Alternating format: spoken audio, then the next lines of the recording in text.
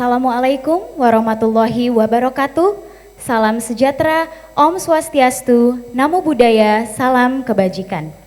Good afternoon, honorable guests and distinguished participants. Welcome to the Indonesian Business Council Business Competitiveness Outlook 2025, hosted here at the beautiful Dining Ballroom, Raffles Hotel, Jakarta. My name is Alifa Salsabila, and I am honored to be your MC for today's event. As we welcome 2025, we gather to uncover promising opportunities and confront the challenges that will shape Indonesia's business and economic landscape in the year ahead.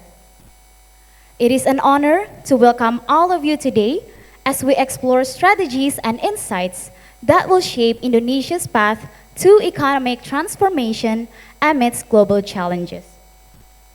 To start off, we have an outstanding program lined up for you. We'll begin with a keynote speech that will establish the foundation for today's discussion. Following that, IBC will present our 2025 Competitiveness Outlook to set the tone for today's conversations, providing key insight to the trends and priorities that define Indonesia's future. Finally, we'll join our panel discussion featuring distinguished experts who will share their perspectives on navigating Indonesia's dynamic landscape. Now, to officially commence this event, it is my pleasure to invite Dr. Sofyan Djalil, Chief Executive Officer of the Indonesian Business Council, to deliver the welcoming remarks. Please join me in giving a warm round of applause to Dr. Sofyan.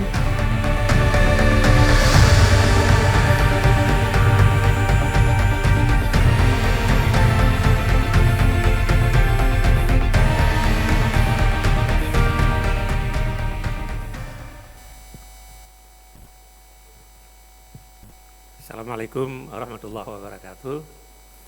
Good afternoon, Excellency, ladies and gentlemen. Our warmest greeting to all of you.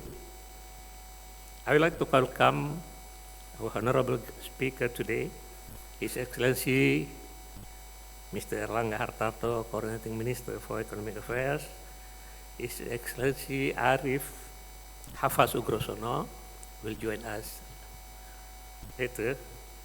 He is now joining the funeral of Dr. Hashim Jalal. Mr. Henry Rialdi, Head of Surveillance and Integrated Financial Services Sector Policy. Ms. Telisa Felianti, Senior Fellow of Economic and Financial Development, University of Indonesia. Mr. Pandu Syahrir, Vice President Director of PT TBS Energi Utama. Our moderator for today is Ms. Desi Anwar for CNN, our beloved members and board of IBC. And to all of you, our honorable guests and participants, thank you for joining us today. This is the first time IBC, as you know, IBC is a new kid in the block. Our institution just established about 1.5 years ago. Presenting our business competitive outlook, we hope to share with you IBC perspective on upcoming trends and challenges that will determine Indonesian economic development and growth this year. Recently, we had just gone through a smooth government transition, which again proved our ability to maintain political stability as one of the biggest democracies in the world. And with this transition, we also have a new ambition for our economic development and how we will achieve that. Over the decade, Indonesia has grown into a middle-income country and has shown economic resilience by overcoming various challenges and crises. Today, we are one of the biggest economies in the world, a member of G20, yet we all agree Indonesia needs to leap beyond the conventional growth level to become an advanced and prosperous country. Of course, This will not be an easy task, especially in highly uncertain global environment and geopolitical development that we see unraveling every day. Honorable guests and participants, as part of our contribution to public policy discourse, IBC identified several key areas that are critical to achieve significant development in our economic growth. Last year, we have presented the new government white paper, 15 policy package recommendation to support the development agenda of the new president of Republic of Indonesia 2024-2029. In this white paper, we propose 15 key areas that the new government need to focus to achieve high economic growth. These include, among others, boosting manufacturing and industrialization, ensuring food and energy security, strengthening human capacity through quality education, and others. As we start 2025 today, we will look again into which area that we need to work on to ensure the solid start for the foundation of high economic growth in years ahead. IBC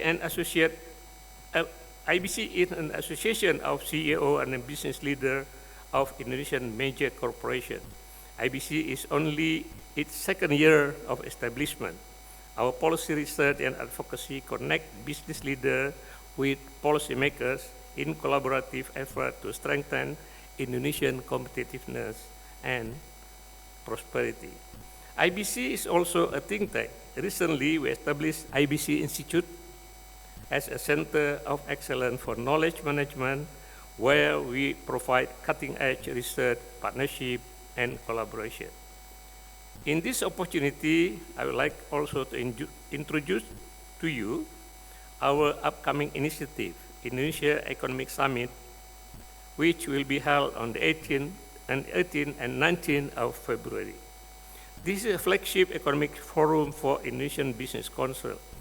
Indonesian Economic Summit is a high-level forum designed as a meeting point that brings together business leaders, policymakers, global thinkers, and industry champions to explore and understand the future direction of Indonesian economic development.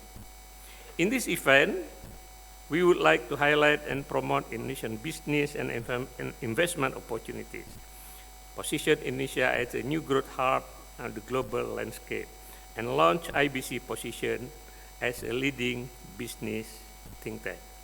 Distinguished guests and participants, we are grateful to have our excellent speakers and panelists joining us today. Let's pick up knowledge from our experts and explore ways where we can reinforce collaboration across stakeholders for stronger economic development. Finally, we are proud to present to you our global and national outlook. What can we expect from business and industry? And what policy recommendations that we offer for robust growth in business and economy. Thank you. Assalamualaikum warahmatullahi wabarakatuh.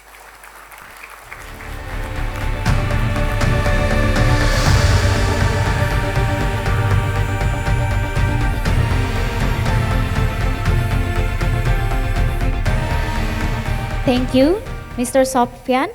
We hope your remarks inspire everyone to feel even more enthusiastic about today's discussion. Ladies and gentlemen, we are privileged today to have His Excellency Mr. Airlangga Hartarto, Coordinating Minister for Economic Affairs of the Republic of Indonesia, to deliver the keynote address. Without further ado, please welcome His Excellency Mr. Airlangga Hartarto to the stage.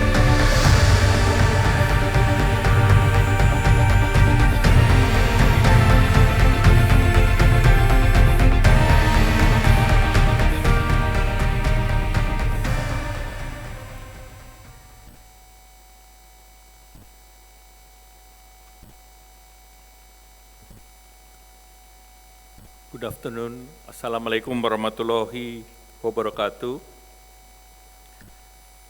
His Excellency Pak Sofyan Djalil, the CEO of the International Business Council, IBC, and also my senior as coordinating minister.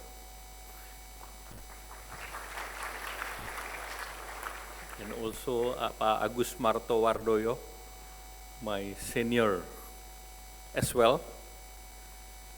And then Excellency Ambassador of Singapore, Excellency Ambassador of New Zealand, and Excellencies all ambassador who are attending this event, Pak Arsyad Rashid, one of the most mentioned conglomerates, as well as from the Commerce Association, Chambers of Commerce.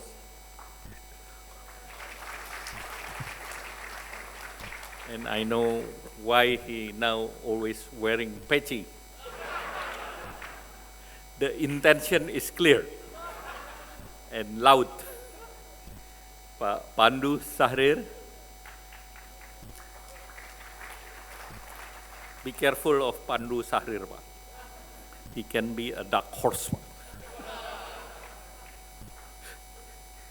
Pak Harun Hayadi, Pak Agus Salim Pangestu, kemudian juga Pak Husodo, and all distinguished entrepreneurs who attend this IBC, and Ibu Desi Anwar from CNN, and Deputy Pak Ferry from Menko,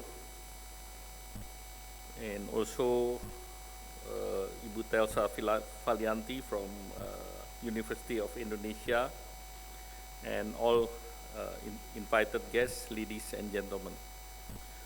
On this good occasion, let us together give thank you to God Almighty because of His grace. We are still given the opportunity to attend the Business Competitive Outlook 2025 event. We recognize that global dynamics will be a factor that influence the future of economic development. We still face numbers of risks and uncertainty, such as volatility of commodity price. However, the volatility commodity price is in favor of our entrepreneurs. That's why I always say the smile of Papandu and the smile of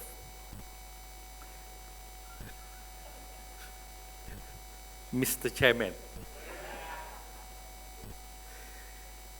High interest rate in developed countries, of course, depends on the policy in the US. In the US, a little bit maintaining the high interest rate, then there is no choice for Indonesia also to maintain such rate. For Indonesia, the rate and the inflation actually is not tally. Our inflation is low, 1.5, and our interest is above 6.5%. So I think we would like to protect against the capital outflow. That's why we have to keep our interest rate at par with other developed countries. And China economic growth was below expectation, and we are waiting for the new policy by the new administration that will be inaugurated by January 20. And climate change, I think we are witnessing in the many parts of the world, including the natural disaster that happening in the US. And with this, the global economic outlook expected still below the COVID level, yes, around 3.2%. Indonesia still able to maintain economic growth. We expect that we can maintain the growth in last year to around 5%. And if we compare with Thailand, around 3%, and South Korea is 1.5%. and I think Indonesia is still maintain a good growth. And if we see the indication of PMI, again in the month of December, we are in the growth expanded at 51.2%, and consumer index as well as real sales index also grew positively. And last year, our competitiveness index from IMD has been increased in the last 10 years to the rank 27. So that's indicate that our competitiveness policy is on the right track. Indonesia economy 2025, hopefully we can also maintain around 5.2%.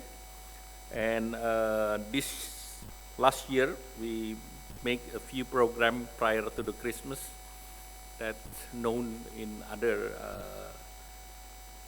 countries like Black Friday, but Indonesia, we don't have a Black Friday, we only have a Blessed Friday.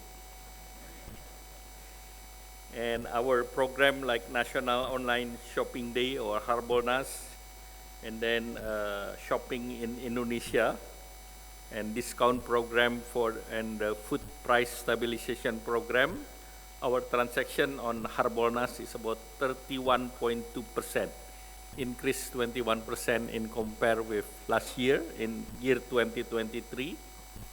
And then for the local transaction, reach around 25.4 trillion, which is increased 15.5%. And also the epic sales transaction is reached 14.9 trillion. That's only on certain 7 to 10 days in the months of December. So in order to grow the momentum, Indonesia launched the economic stimulus package, in which we release 10 kilogram per month for food price for the next 2 months for 16 million of family, and we reduce the payment of electricity for the next 2 months is 50%, and also VAT for property. That's why I see also Pak Harun is very happy in the last 2 years, but he hasn't buy me a cup of coffee. And also the automotive sectors, we give facility, including for hybrid. We give discount for hybrid 3%. And I think we would like to boost the hybrid because of the EV. I think the percentage, the total percentage of EV is only 9% of the total Indonesia consumption on vehicle. So last year our production and consumption is around 850,000, and I think EV is only, including hybrid, is only close to 90,000. So we need to boost more, even though we know that infrastructures is becoming one of the challenge of the EV vehicle. Bapak Presiden, Pak Prabowo target our economic growth to achieve 8% in the year 4, which is on the year 3 will be 7%. If we see the history, we have been there during Suharto time. President Suharto is 7.3% in 1986 and 1997, and in 1995 is 8.2%. So we know that the key sectors for economic growth, beside the consumption, is the export. And for the export, at that time, we are based on the oil and gas, since at that time, our production almost more than 1 billion barrel oil per day. Now is already declining to around 600,000. So I think it's big decline in our oil and gas. And at that time also we rely on the industry, including textile, as well as on the palm oil. Now our driver going forward will be depend on the downstreaming of the iron, steel, and also mineral and coal, which is the new driver for the next economic growth. We also would like to increase the buying power of the people, so the consumption will be the key of our economic growth going forward as well. And the next engine is the investment. Therefore, the today event is very important to make sure that the government priority for investment can be achieved, and we can develop the policy that is friendly to the investor. The President has launched 17 priority programs from food self-sufficiency, energy self-sufficiency, poverty eradication, improving the state revenue system, and also the program for food free meal for the student. I think the free meal for the student has been praised by many leaders. On the last Saturday, President received the Prime Minister of Japan, and Prime Minister of Japan said that this program has been carried in Japan for 80 years. And the government of Japan also offered Indonesia to learn from what Japan has done for free meal program for the student. So within 90 days of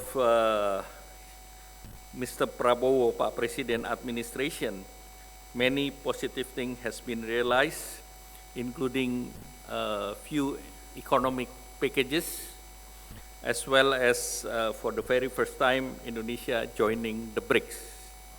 And the joining the BRICS has been the discussion of the international community, and Bapak Presiden explained to our Japanese counterpart, the Prime Minister, that Indonesia itself is a country of non-alliance. Therefore, actually with the BRICS country, we have been working with China, with Brazil, with India, including a few SEPA and FTA. Eurasia FTA was in the process as well. So there is no new for all the BRICS country that they are close with Indonesia. So with India, for instance, we are part of the Indo-Pacific Economic Framework. With China, we are part of the RCEPs with our colleague from ASEAN.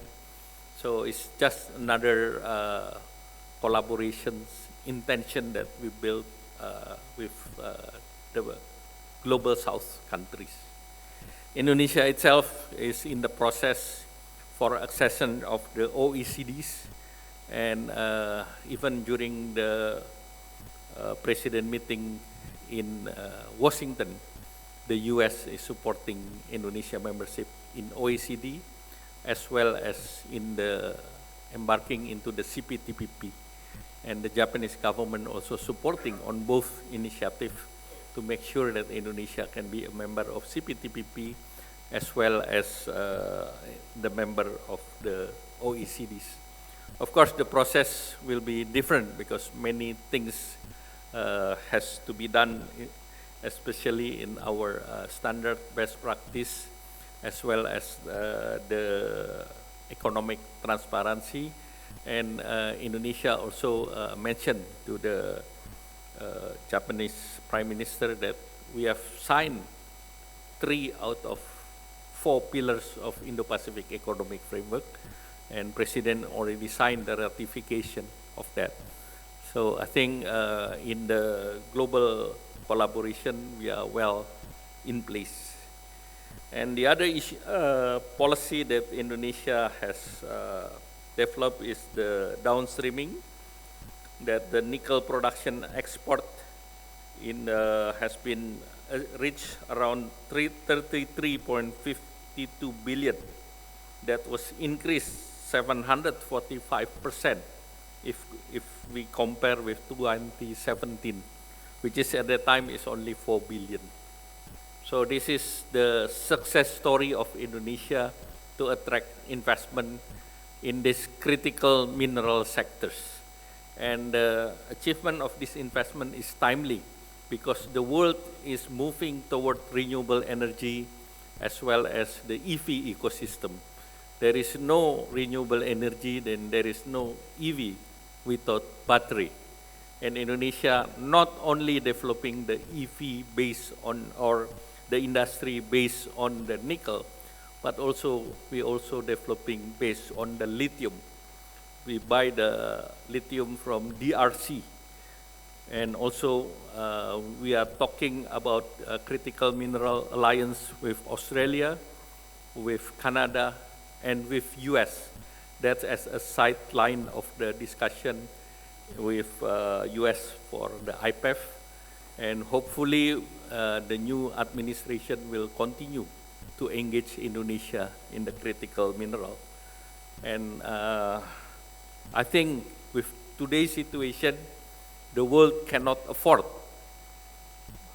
not to involve Indonesia in the critical minerals because we are one of the biggest player in the world. And other potential for developing the economic is the special economic zones like in the Gresik, Kendal, Galang Batang, which we develop not only in the critical minerals but also in the strategic manufactures. And if our president would like to have an ICOR of 4, I think in the special economic zone, our ICOR is 2 or 3.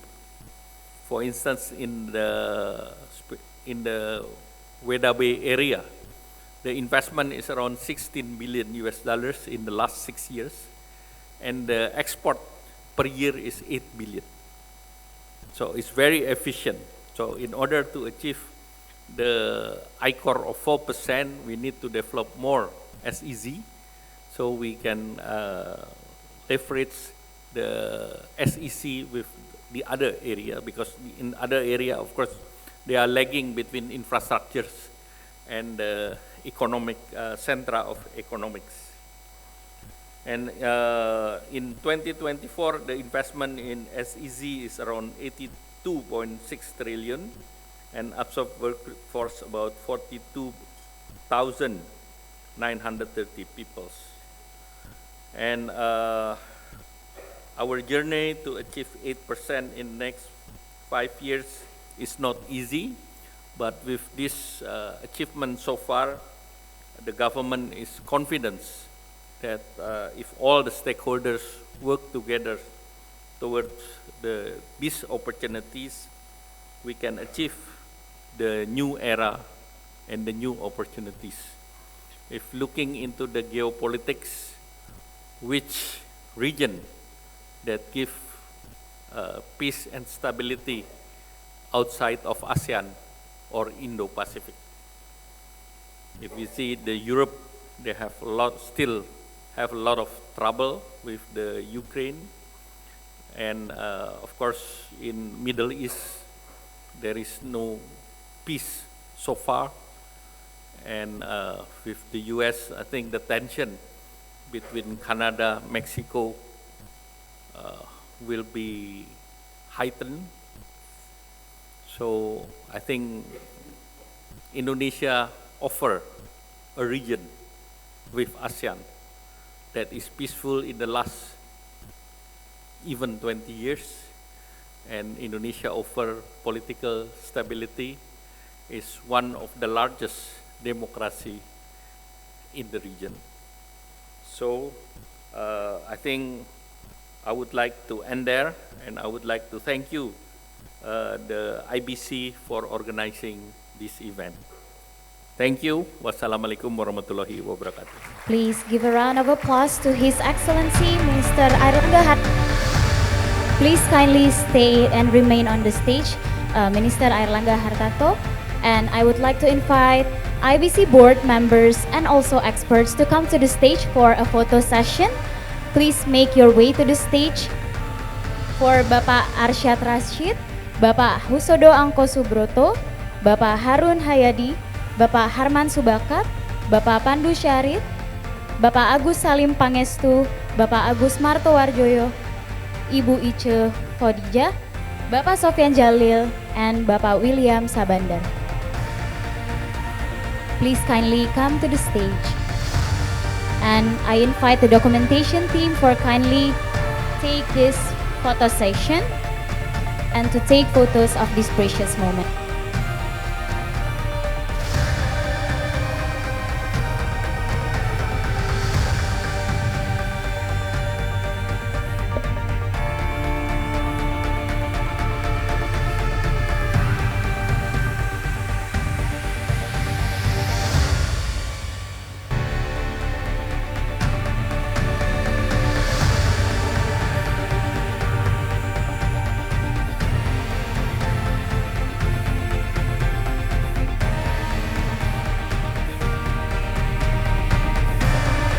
All right, please kindly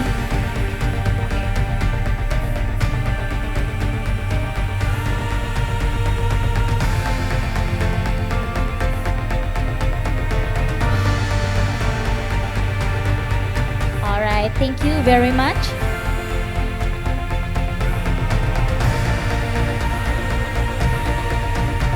Thank you for the documentation team. Ladies and gentlemen, before we continue, please join me in appreciating the precious presence of His Excellency Minister Airlangga Hartarto, who will need to leave the room for other functions. Thank you once again for your guidance and support. All right, ladies and gentlemen, we will now move on to the presentation of IBC Business Competitiveness Outlook 2025. This will provide key trends and collective effort that is essential to achieve Indonesia's ambitious economic goals. Please welcome Dr. William Sabandar, Chief Operating Officer of Indonesian Business Council.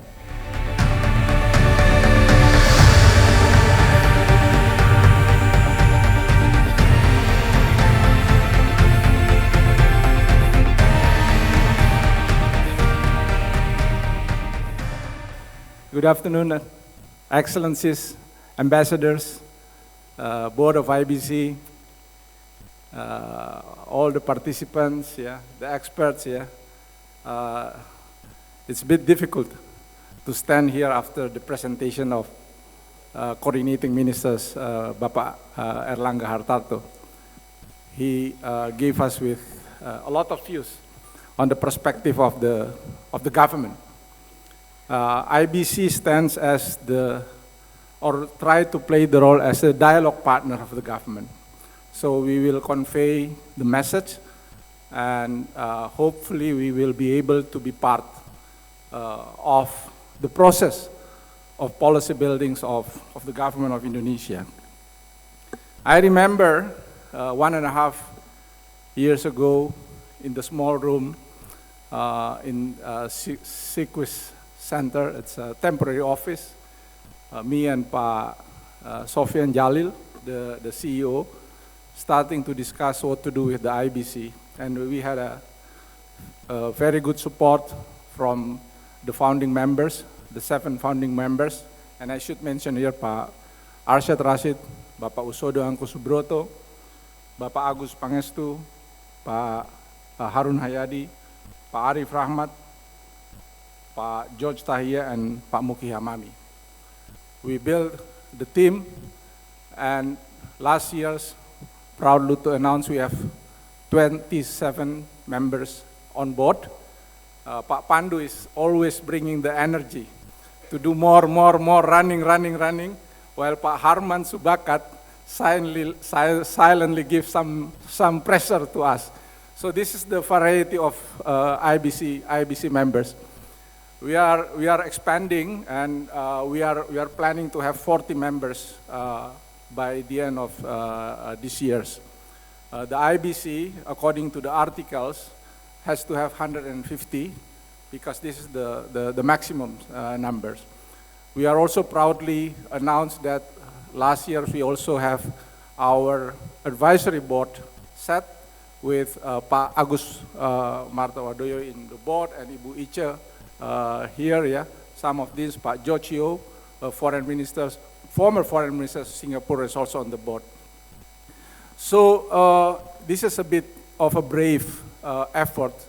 As I said, we have a bit nervous come to this stage, whether we are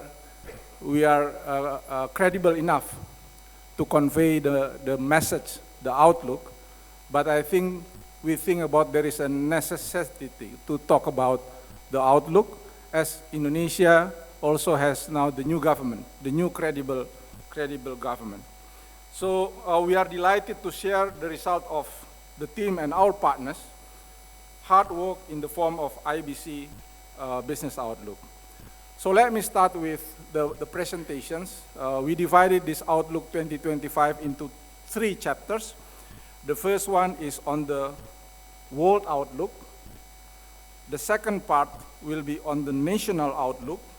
And finally, the third part will discuss the course ahead. This will offering insight and recommendation for the government and road sign for business leaders and stakeholders, so that together we can both be stronger as a nation and also as the private sector can be more resilient and competitive. So let me start first with the global picture. The world outlook. Many believes 2025 will be especially challenging, with mixed signals, a tricky and a risky year. Some anticipate black swans, some expect white swans, and some believes we are looking at the eye of a storm. Regardless, it is advisable that we should approach 2025 with caution, not leaving our guards down. We may need to adjust our navigation heavily, as we may be sailing through rough seas ahead.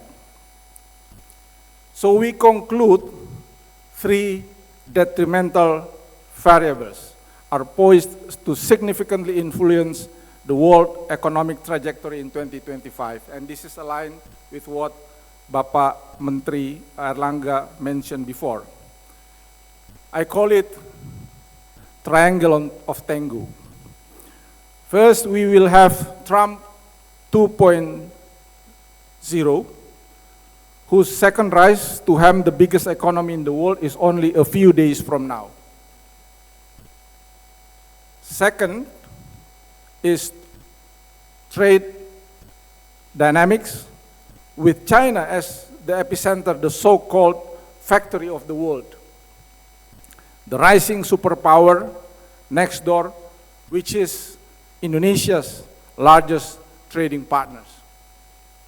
And third is tension, with its epicenter in the Middle East.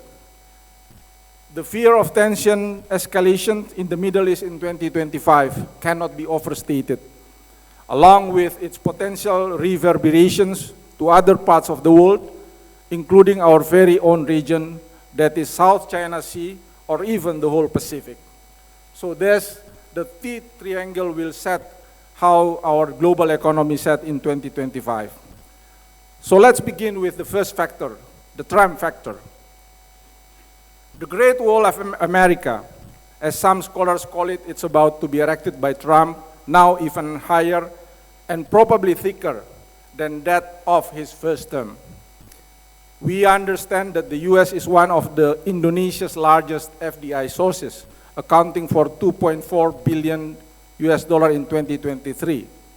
The American Chamber of Commerce in Indonesia claims that US private investment in Indonesia generated an economic impact of $130 billion between 2014 to 2023. But how would the situation be going forward in the era of Trump, America's first 2.0, which indicated by first high tariffs, home shoring, and corporate tax cut incentive for those based in the US? How much is the US economic decoupling from China and probably from the world? However unfeasible it may sound, leads to economic slowdown and financial market volatility, adding pressure to already stagnated global growth that is predicted between 2.8 to 3.3%. Will interest rise or fall? Recent Bloomberg survey suggests opinions are split among experts, indicating no one can tell for sure. To what extent Indonesia and the rest of the world, both public and private sector, should prepare for the risk of trade and investment diversions, declines in productivity and wealth, or perhaps coming market turmoil, while anticipating a potentially accelerated restructuring of global financial architecture, such as that of what the BRICS is preparing in the longer term. So while we need to ponder of these questions, let's take a look at the second one, the second factor, which is trade. We'll be talking about China. How do you dance with the dragon? We have both benefited and troubled by this large economy through its trade and investment. Our businesses, many of them are SMEs, have struggled with the low-priced Chinese products. Meanwhile, China is also one of our biggest FDI sources. Its Belt and Road Initiative has reached Indonesia, valued at $20.3 billion US. We are aware that recent geopolitics even suggest that Southeast Asia region will experience more goods influx from China as it divert its trade away from the US and EU markets. It will be still coming, arguably now even more and even cheaper. Inventories must go, and high production capacity is not going to go away too soon. But something interesting came up in the last December. China announced its new 2025 policy, which stated that it will expand its domestic demand, consumption and investment, that is on all fronts. We learned that when China starts to consume and invest, it consumes and invests like there is no tomorrow. Its sheer size absorbs world commodities like a vacuum, from coffee to coal, from grains to gold, from nuts to nickel. Macroeconomic-wise, this is expected. In fact, economists suggest that China should consume more. And indeed, the space to consume is there. China household consumption to GDP is still at 40%, way below US at nearly 70%, or even EU, Japan, and Indonesia, each at more than 50%. So these whole dynamics present questions on challenges and opportunities, as you can see now on the screen. Ladies and gentlemen, now while we need to fine-tune our dance rhythm with the red dragon, let's now brace for the three axis, tension. Well, Middle East has been burning hot already, but certainly we are not expecting it to be brewing for a bigger escalation. Vital choke points are there: the Strait of Hormuz, Bab el-Mandeb, the Suez Canal. The Strait of Hormuz, for one, accounted for up to 30 to 40% of all world traded oil flows, of which 85% went to Asian market. Disruptions would be devastating. Unfortunately, multiple observers and analysts predict the high likelihood of escalation. The International Crisis Group, for one, believes that out of 10 conflicts that are happening today, 3 should be watched out for its potential further escalation, and those 3 are in the Middle East. For our business colleagues, maybe it is a good idea if we level up our risk management and strategy by incorporating such worst-case scenarios. Some of the anticipation needed are shown on the screen, from alternative supply chains to currency hedging to market diversification scenario. For the government, SME support line and social protection may need to be prepared, along with financial market safeguarding measures. Time will tell if escalated tension will manifest or if its reverberation toward our region will unfold. But we believe it is unwise to play down the possibility, especially in this time. Thus, building our resilience may be one important item to be there in our agenda for 2025. Ladies and gentlemen, so to conclude our first chapter, as these three detrimental variables, Trump, trade, and tension, seem to converge in 2025, we say adaptability is key for us to avoid potential adversity. Adaptability is key, especially in these times of high uncertainty. The question is, how could Indonesia, both government and businesses, could seize these potential turns of event to play a bigger role and use the momentum for development? Now I move to the second chapter, National Outlook. Despite global uncertainties, we arrive in 2025 with a refreshed agenda. A big and bold agenda that is, as we have just elected a new captain of the ship, President Prabowo Subianto, Vice President Gibran Rakabuming Raka, and now with the complete structures of ministers and the institution. A new administration that has pledged to carry out a Herculean mission for the nation. A mission that will undergo a journey uphill, overcoming all challenges lying ahead. The government has boldly determined to undertake a Herculean mission, brick by brick, or should I say, megastone by megastone. Prabowo administration has pledged to achieve Golden Indonesia or Indonesia Emas, perhaps slightly a reminiscence in Nusantara, the glorious past. A mission considered so huge, so ambitious, such that many expressed their doubt. But maybe such big push is what the country needs. Maybe it is the time for us to make that leap of faith, to bravely bet on this big and bold expedition. Poverty reduction. If China can alleviate 700 to 800 people out of poverty only in a generation, maybe Indonesia can too. Nutrition fulfillment and food resiliency, a very big undertaking, but no doubt people need the nutrients, and perhaps indeed we should stock up our grains should global turbulence ever affect us. Public housing, with 12 million housing backlog, definitely something must be done. It is a real issue. A proper housing is key to increase the productivity of the population. Industrialization, will this be our own version of industrial revolution? Downstreaming is considered a big success for nickel, despite some notes. It does sound logical to expand the commodity checklist, though some argue that the case is different for other commodities. There is energy resilience or self-sufficiency, and then clean energy. However,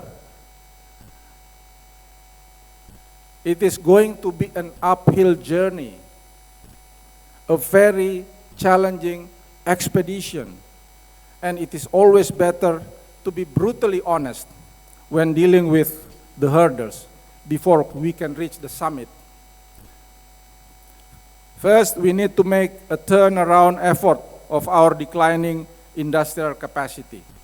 Second, we have to reverse the weakening trend of consumer purchasing power. Third, we need to deal with the constricting situation of our financials. Fourth, a lot of work to fix and catch up in our human capital development. And fifth, transformative effort is needed to make the engines of our bureaucracy lean, clean, and fully capable. So, steep and slippery as it may, but the mission is there and the challenges are real.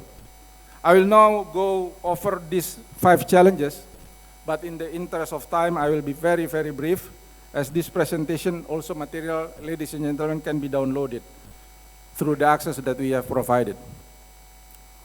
Number 1, despite downstreaming success, a heavy focus on infrastructure spending and an attention deficit on overall industrialization strategy has taken its toll.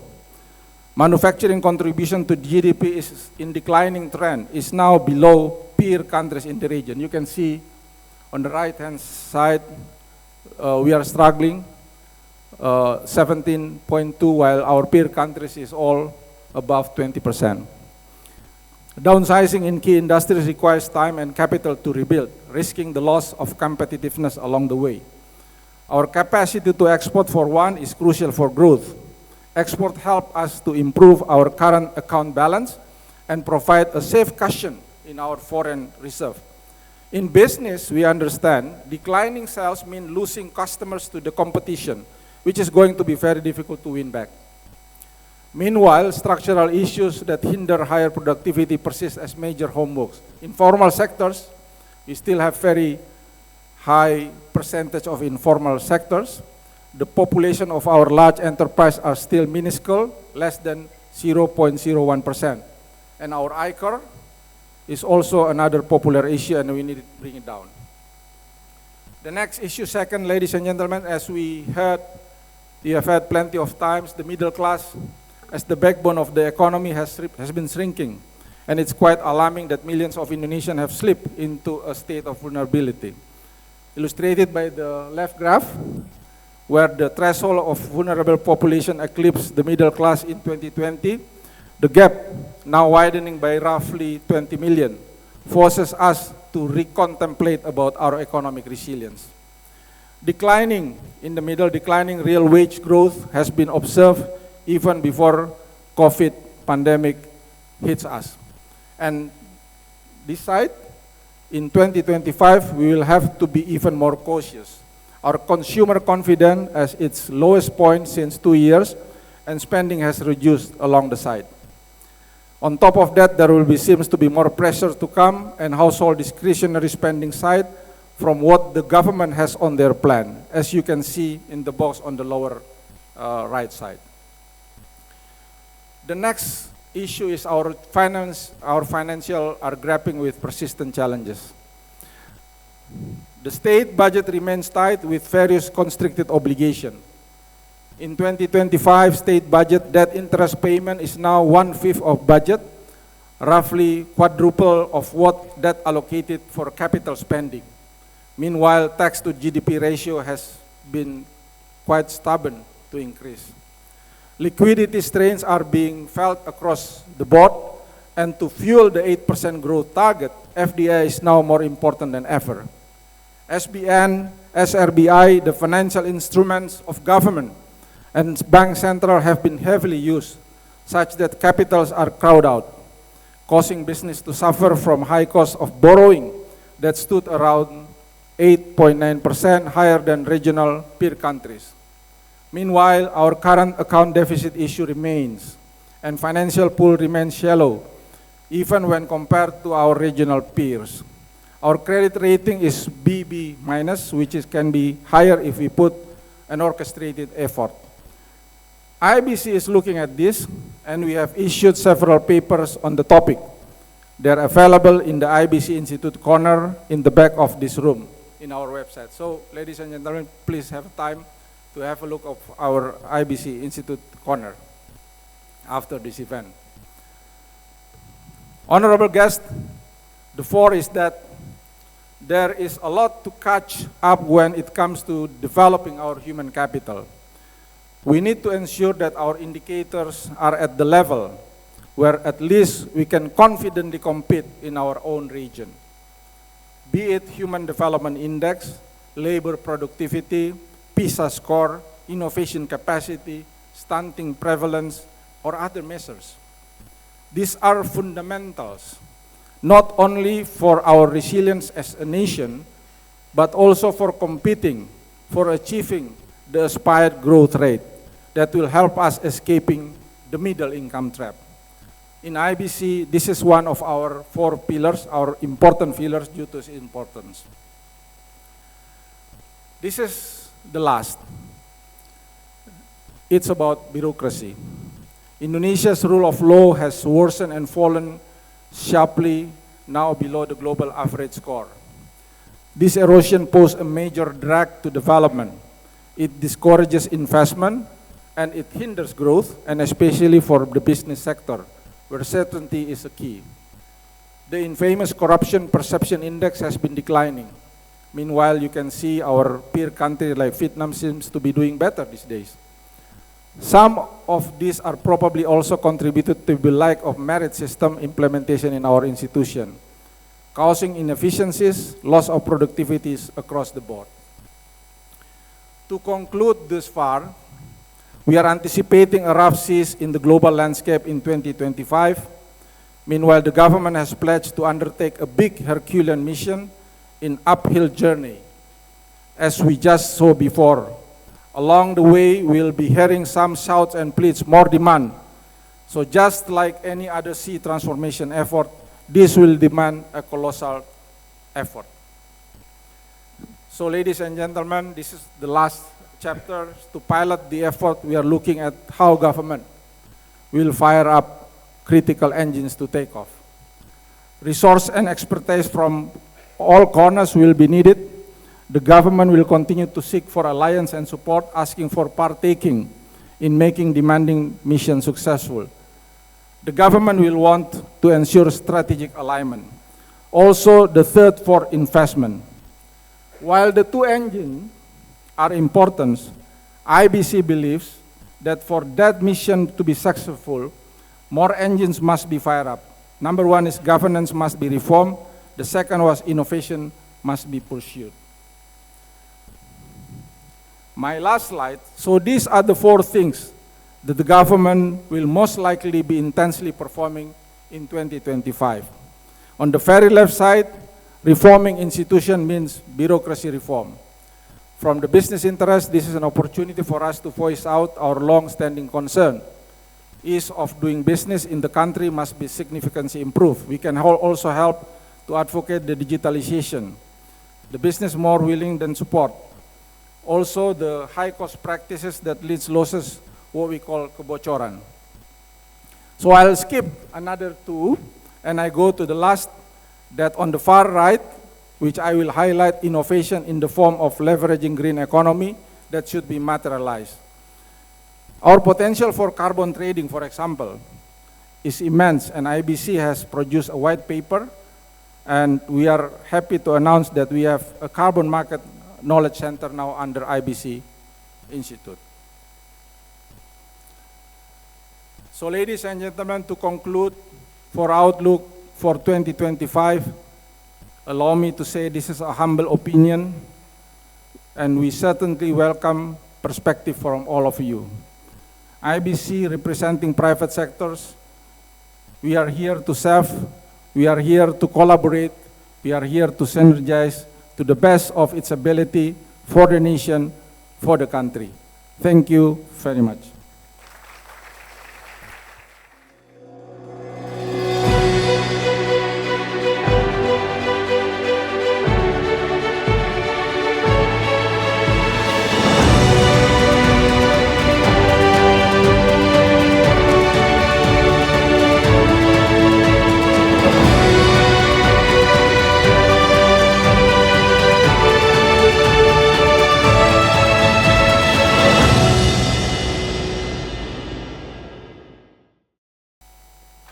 Thank you, Mr. William, for the comprehensive presentation and insights.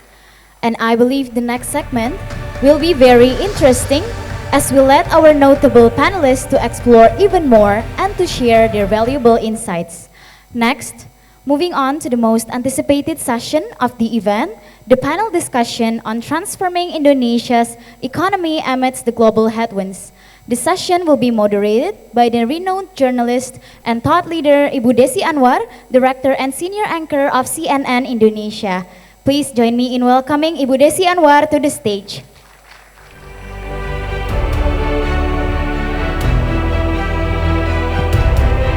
Thank you, Madam MC.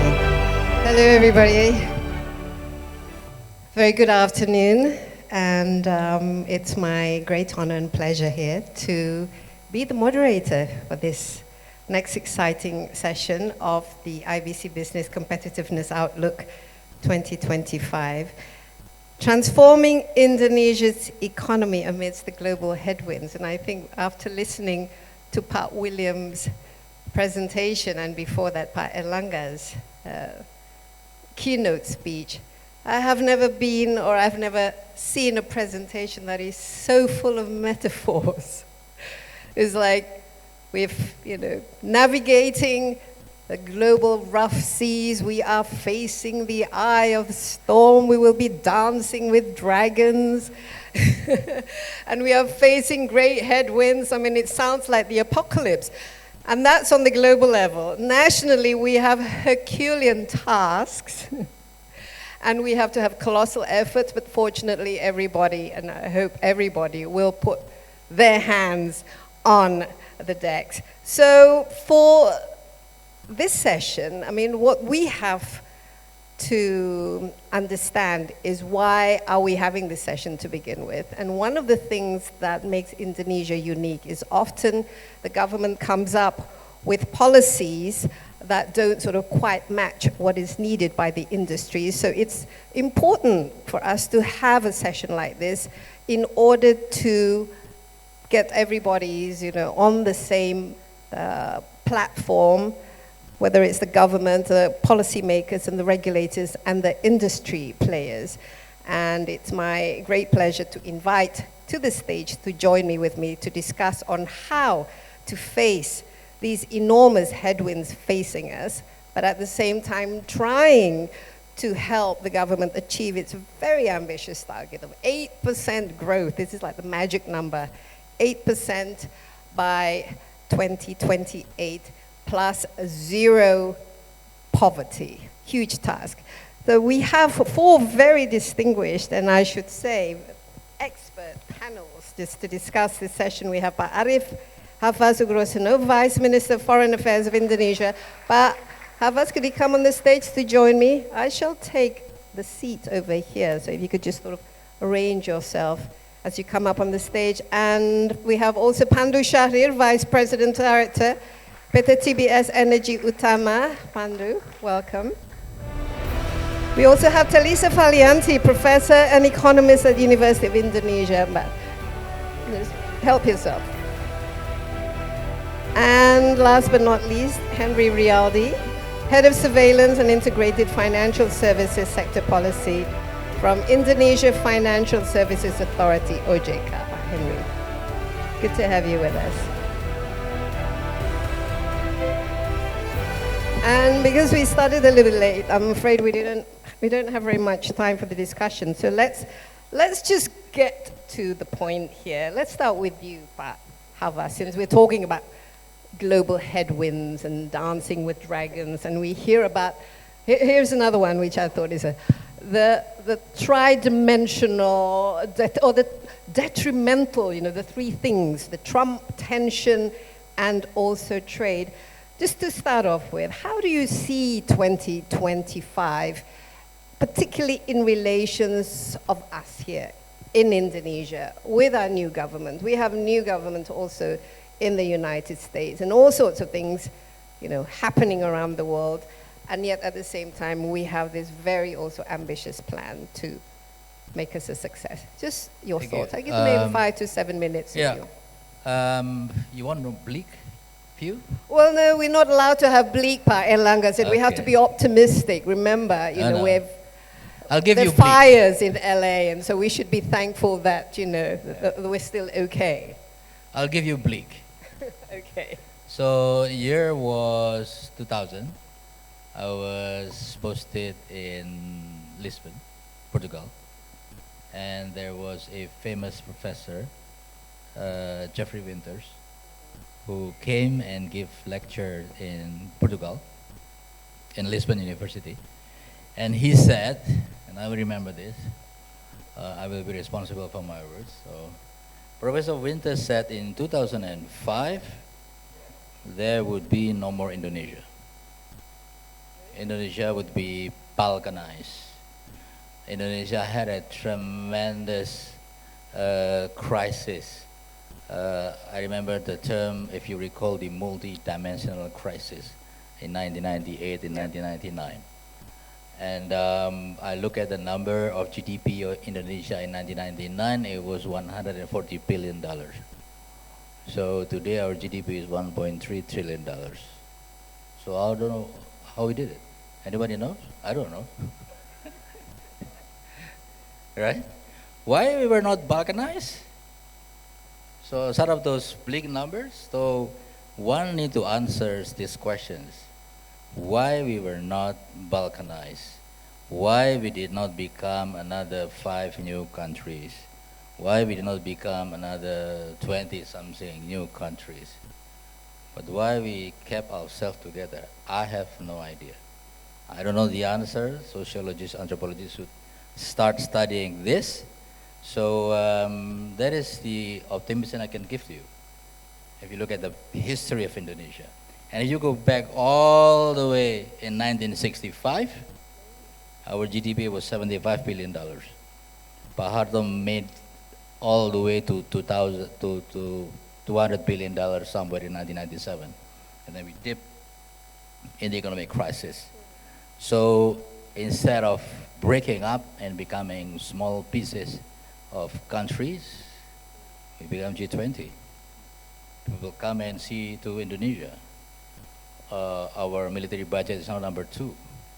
The famous FPDA, any Australian in the room?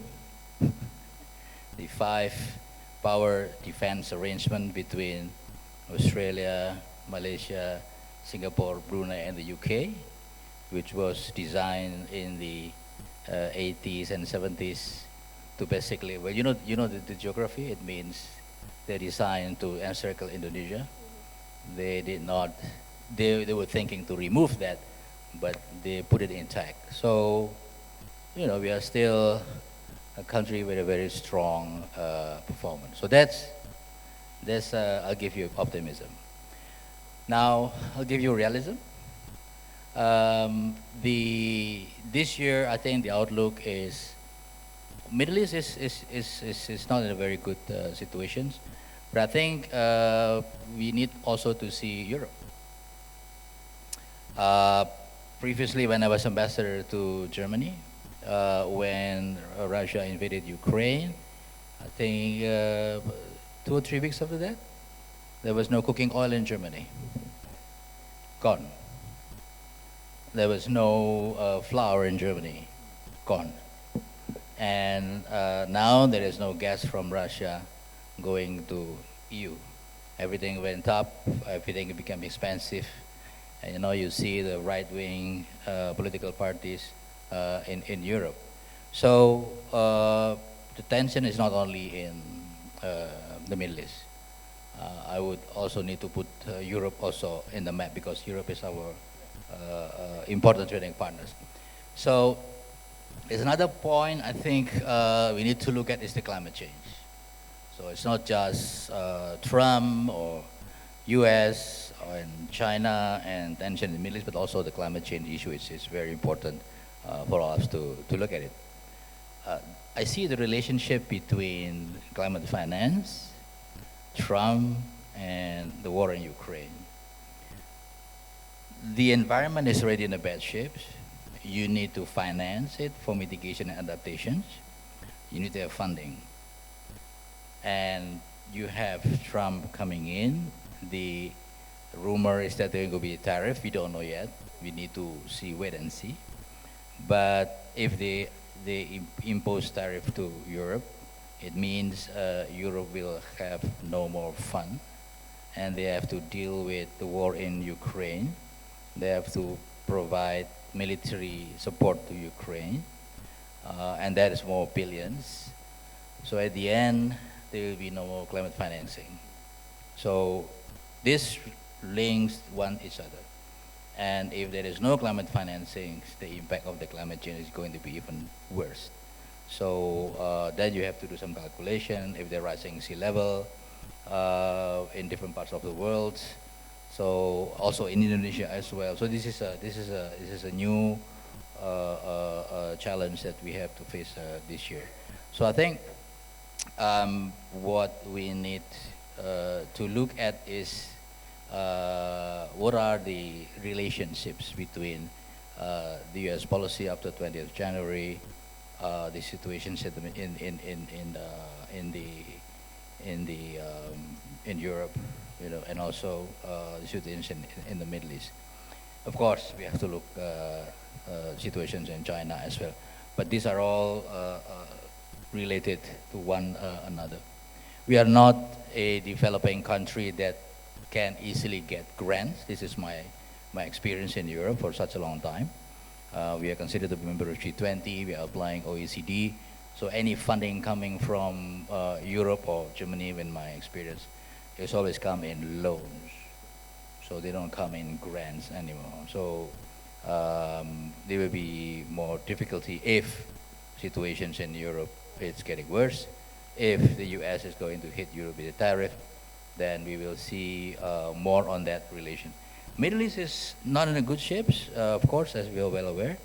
It may impact the price of gas, but I think the element of Europe is also need to be looked at it.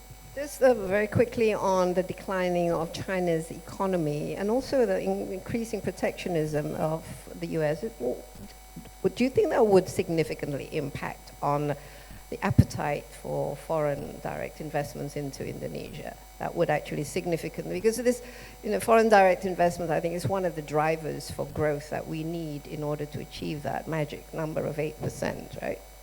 During Trump 1.0, there are a number of countries who organized themselves in working with the United States, not necessarily with DC. They have an MOU on trade facilitations, investment facilitation with states, with California, not with Washington DC. So who are those countries? China did, Japan, Korea, Germany, UK, Canada, Mexico. So they have done this. So they sort of survived Trump 1.0. We have not done that. I think Indonesia need to consider the possibility of working with states directly on two front, trade and investment facilitation and climate change. Because there are certain provinces or states in the US that are very strong in the environment issue. So we can tap their ability in terms of financing, in terms of expertise, to help Indonesia to build a very strong emission trading system office here in Indonesia. Yeah, maybe you can also leverage some of our connections with the US.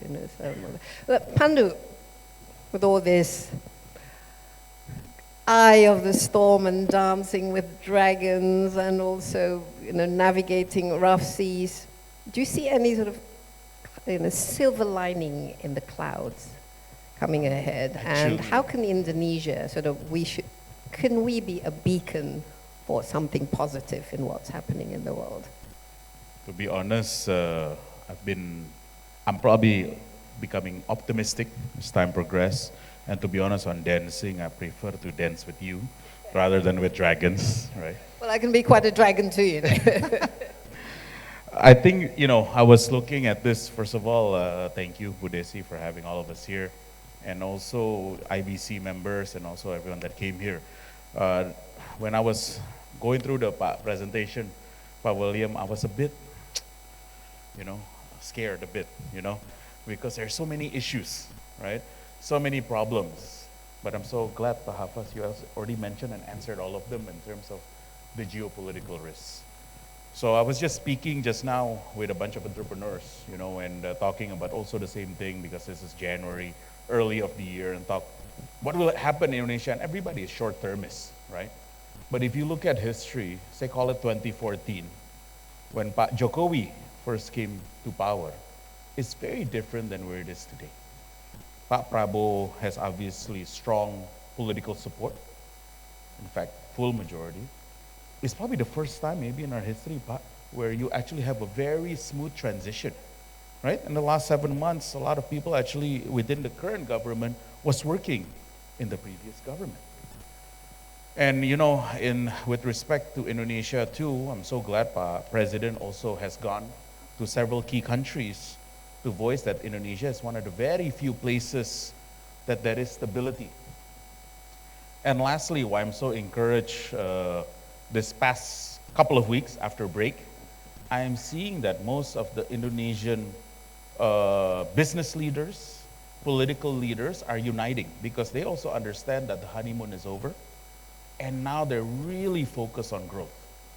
So I'll give you a good example where I'm so happy. For example, our Chamber of Commerce soon is uniting. And because I have my chairman here, it is one of the And that few, is something. No, because that is actually something, it's a sign of maturity and a sign of growth for all of us. Typical, Ibu, in the first 2 months, right, 100 days, there's always a little bit of turbulence because everybody's trying to figure things out. Just right? another day in Just Indonesia. another day in Indonesia. But as Pak Hafaz rightly mentioned, back in early 2000 and now today, we're in a much different world.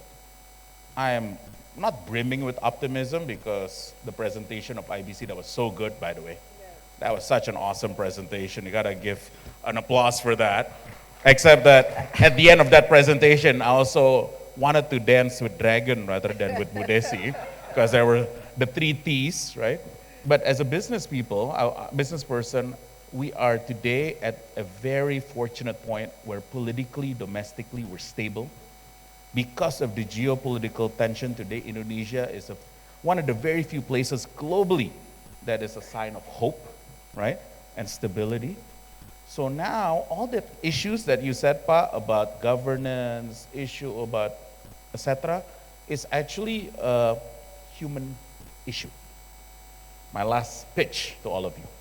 The last 10 years, Pak Jokowi really has focused on investing in hard infrastructure. What Pak Prabowo is, I think, doing today is what I, as a citizen, have been waiting for, investing in human capital. You can check Google or whatever. 10 years ago, 2014-15, our GDP per capita is probably around 3,500. Today is 5,200. What has not improved? There was that slide. Straggling human capital. And also our IQ score. Our IQ score actually declined. What does that mean? That means the wealth comes from very specific sources. There is a significant inequality between the haves and the not have.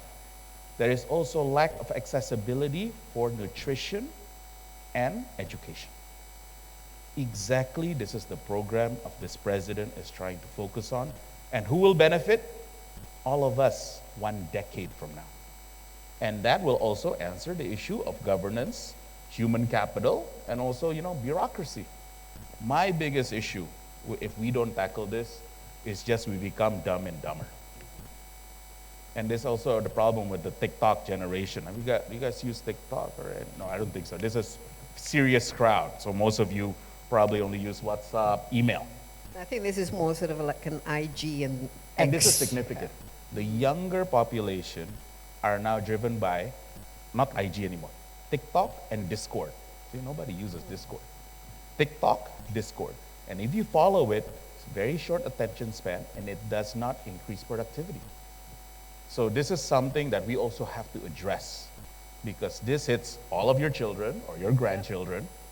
And how do we address that the next 10 years? I'll stop there because it gets more exciting after that. No, but I think you raised a very important issue here, and that's one of the things that, the challenges when it's straggling human capital. And I mean, you mentioned that if we start giving good, nutritious food to our children, now we will reap the benefit in 10 years.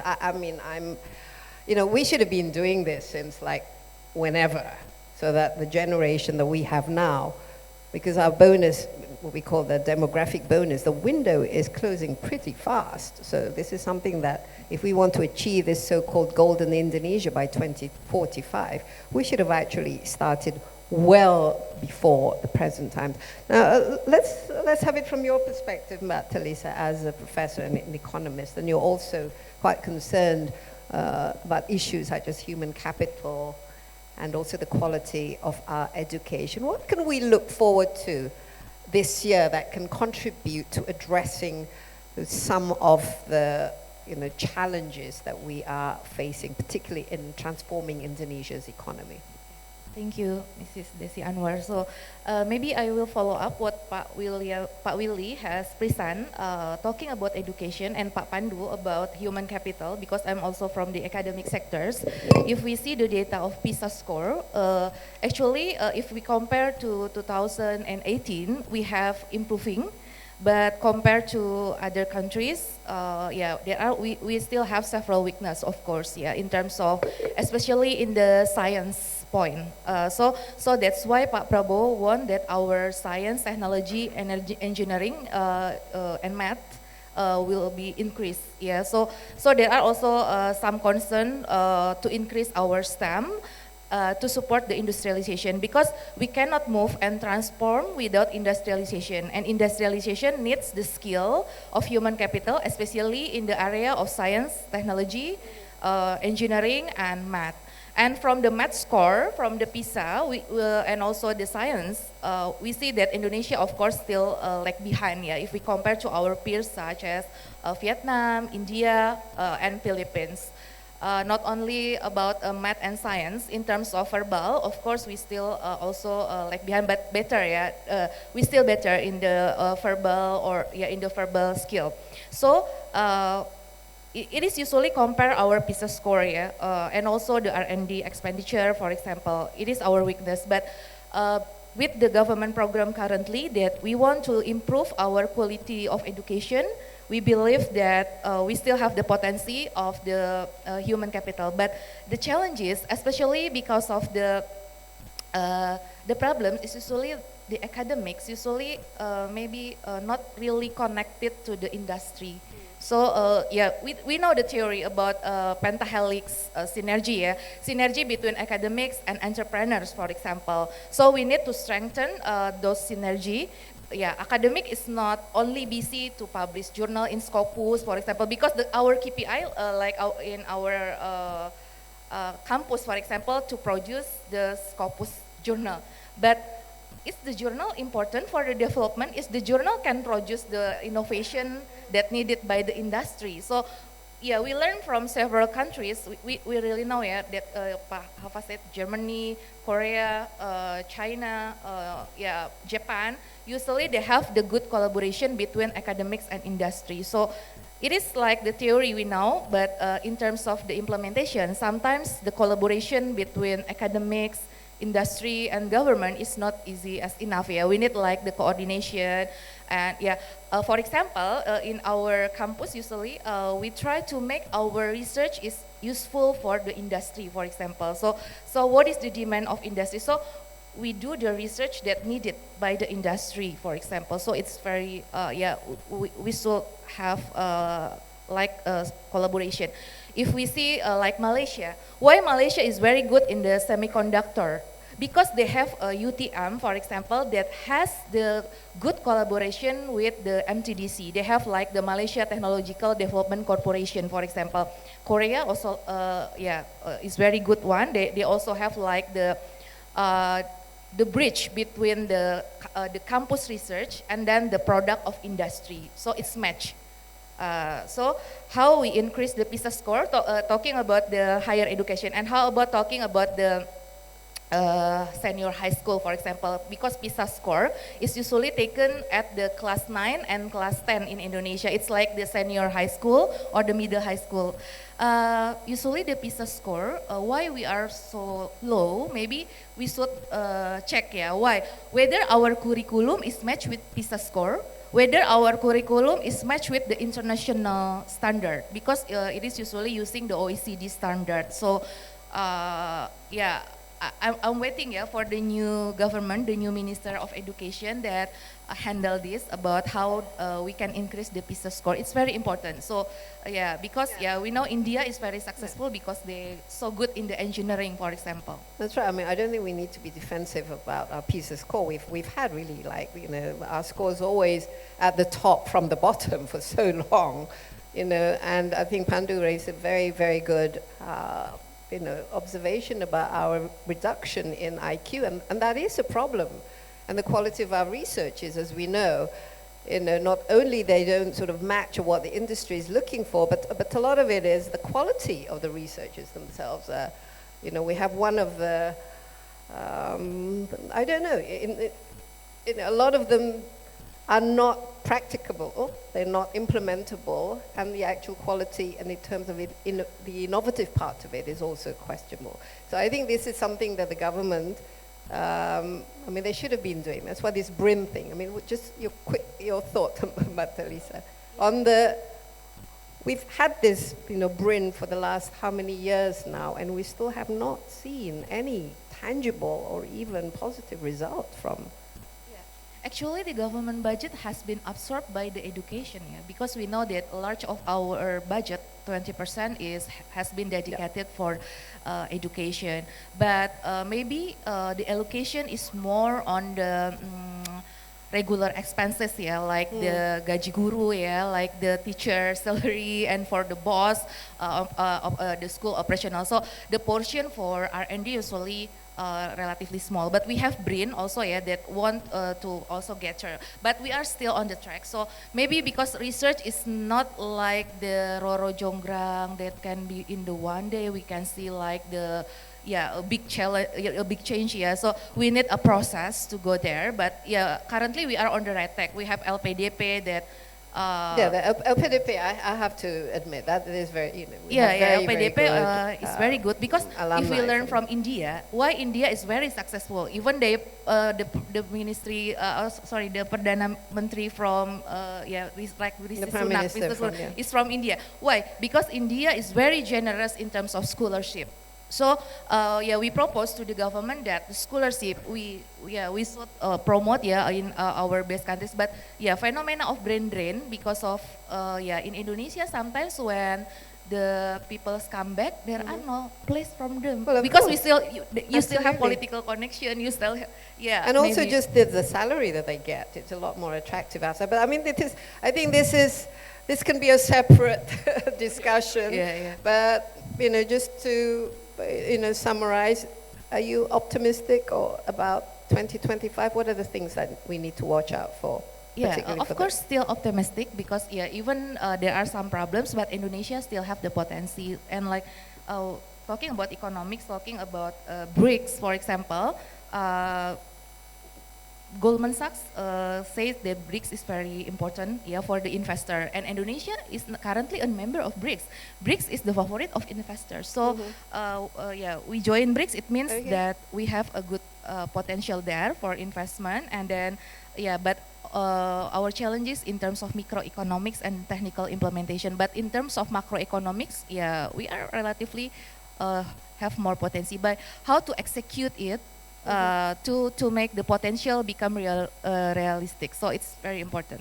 Okay, let's go over to you, Pak Henry. One of the things in William's presentation is about, how we, in Indonesia, we have a lot of financial constraints, the country financial constraints. How can you address it if we go back to the title of this panel discussion of making Indonesia more competitive for businesses? How should we do it? Yes, thank you.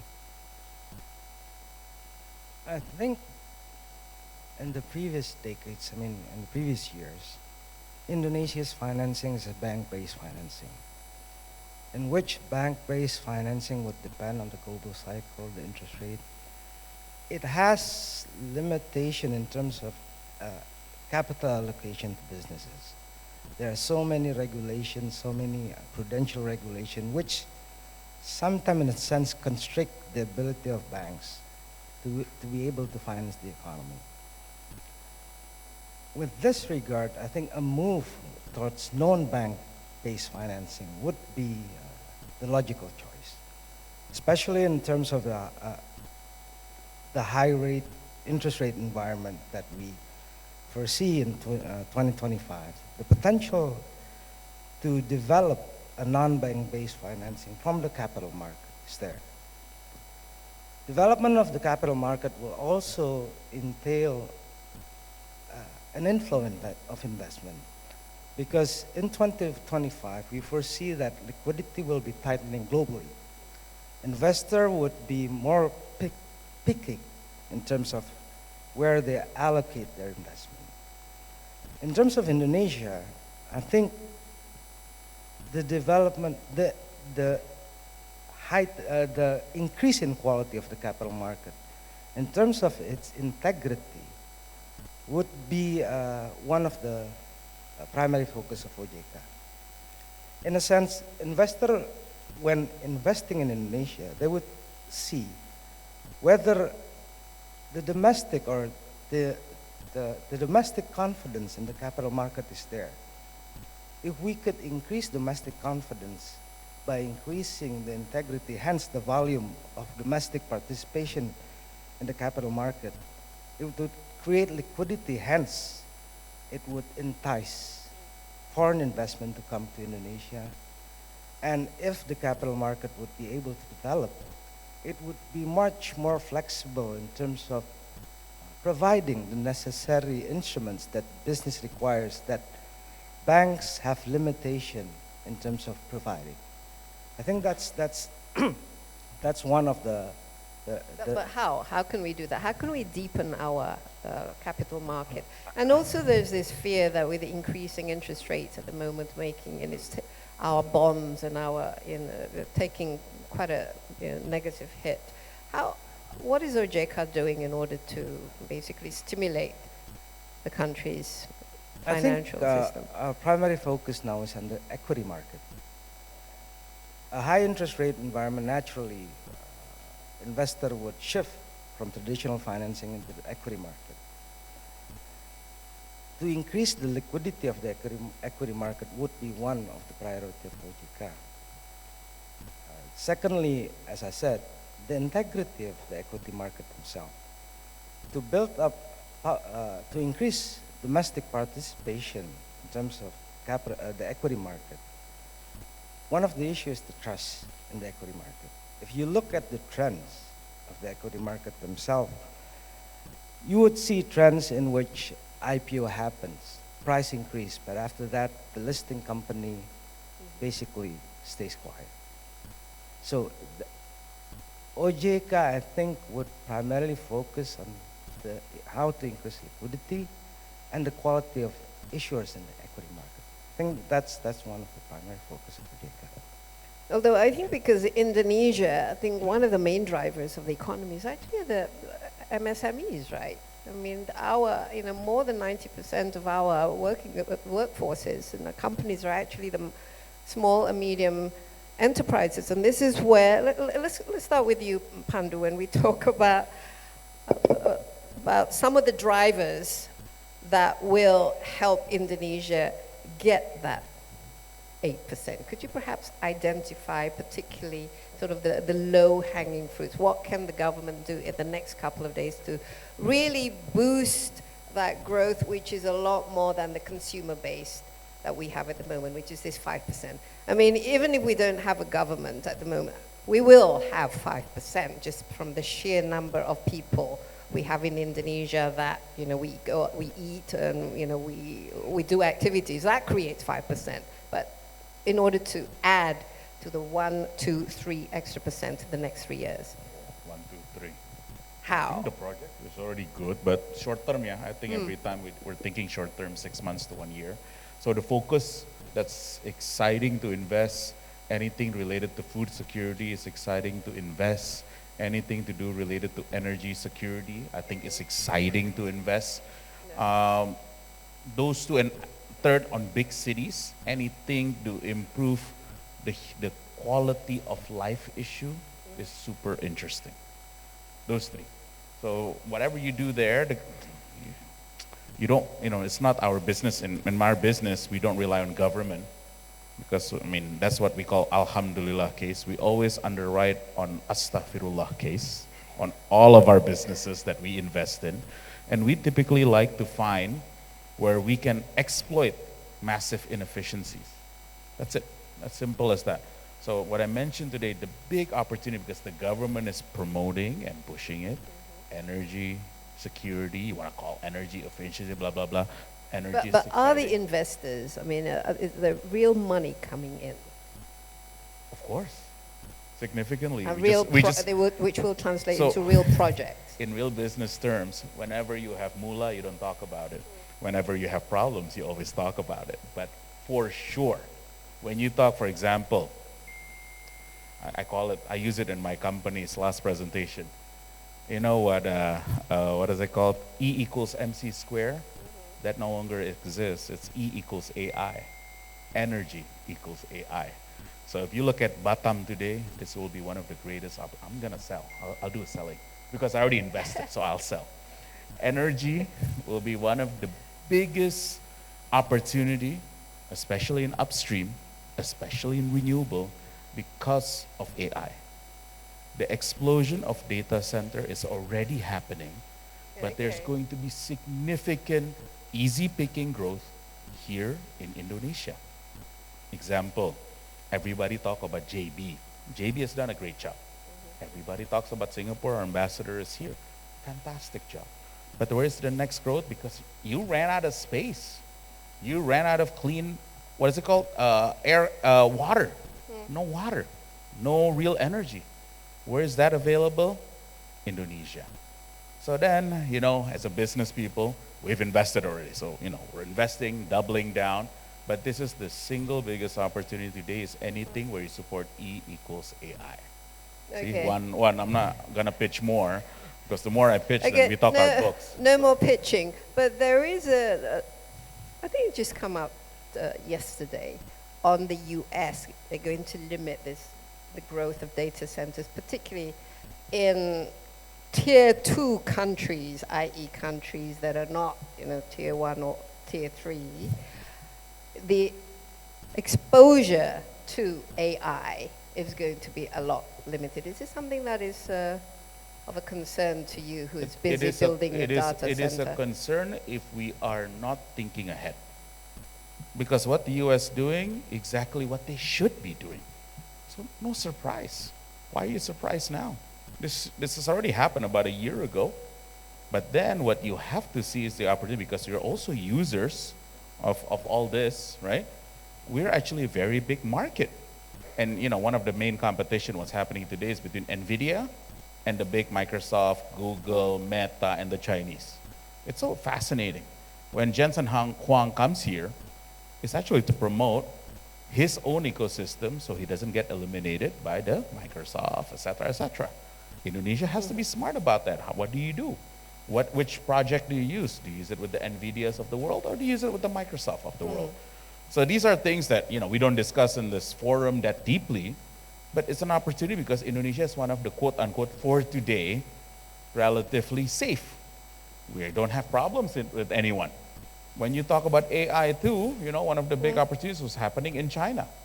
Within 3 years, I think China will be either similar or can be even better. Because you don't know how much capital being invested in AI in China. So when I say, they're certainly investing a lot in that all technology. I say, when there's moolah, people don't talk about it. When there's problem, you talk about it a lot. I think this is a good point to segue to you, Pat. How we choose our friends. We have, the US one side, and we also have China. And when it comes to, we talk about climate change, China is one of the biggest producers of, green technology. There's that one aspect. And the other thing Telisa mentioned, we're now a member of BRICS. So what's so great about it? Well, if you look at I want to pick up what Pandu mentioned about energy. Okay, one of the workhorse of renewable energy is of course solar panel, and 90% of solar panels are made in China, whether it's for Europeans or us or anywhere else in the world. So this is one aspect that Indonesia should look at it in terms of developing the investment in Indonesia itself, because the raw materials come from Indonesia, silica sand, bauxite, and nickel. So having ability to build that is something that we will make a lot of profit in the future. When I was in Germany, I was assigned by Airlangga to look at the new technology, of solar panel. We are working with a couple of universities in Germany. They are now developing a folded plastic-based solar panel. So it's something new, and the Germans are very cautious on which partners that they want to make, because they don't want to have the same experience in the past where the technology has been taken away to different place. So this is one of the area. In AI, of course, one of my work in Germany also, I went to different semiconductor companies. I cannot name the company, but two of them plan to invest in Indonesia, and they're not not NVIDIA. So we are still very attractive, for many different investments. We are now working on in Germany, for instance. We have 11,000 Indonesians studying in Germany. They are the largest number of Indonesians studying in Europe, and 90% they're studying STEM. And we hope that they will come back. No, I look at what Pak Habibie did.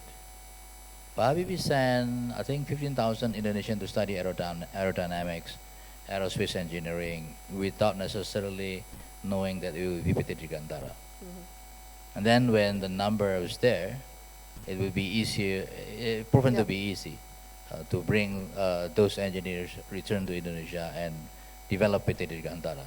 So I think the common complaint that when they study abroad, they go home, there is nothing. I think that's not true. Look at PT Dirgantara. So what happened is not brain drain. What happened is brain circulations. So you have Indonesian engineers now in Airbus, around 150. We have in Boeing, we have in Dirgantara, we have them working in Embraer. So they are exchanging among themselves and strengthen our ability over there. So other important aspect in terms of adding the growth from 5 to 8 is changing the export strategy, because now so far what we are exporting is a product that we think our partner needs. We don't export what our partners really need. There's a list of the, say, 10 most required products in one particular country or one particular region.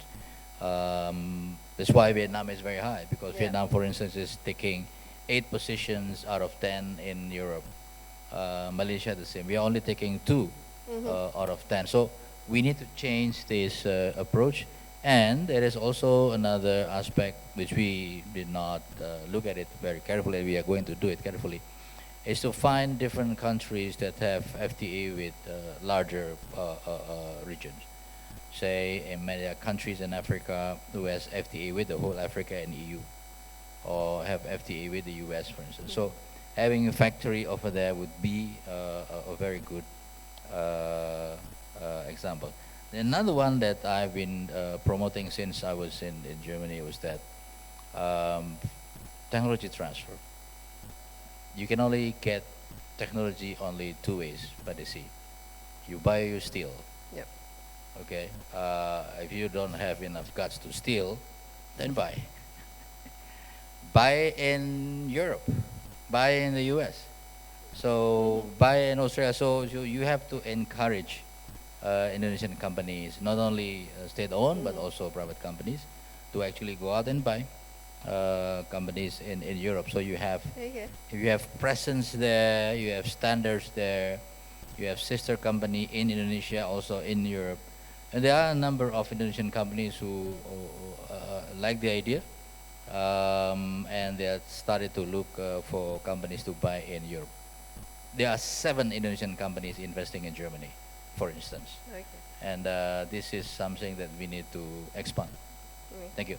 I think better than buying or stealing actually is coming up with your own original ideas, innovate. And this is what Djalil said. We talk about AI and then the need for reskilling and upskilling and so on and so forth. And particularly I think one of the steps in Pat Williams' challenges is actually innovation. How do you see Indonesia when it comes to our innovation? The Pandu shaking his head, but I think there's so many brilliant young Indonesians out there. Which is Yes, of course. Yeah, I'm still optimistic because in our research about the innovation, yes, we still left behind, but there are improvement. We see the improvement. If we see the data of the Global Innovation Index from the World Intellectual Property Organization, Intellectual Property Organization, WIPO, usually we see that we have the improvement. Even we still left behind like the Malaysia and Philippines, as our peers. But there is from time to time we have improvement in our Global Innovation Index. We could see from the indicator. And also about the number of patents, we can see that the innovation could be seen by the indicator of how many patents that internationally registered.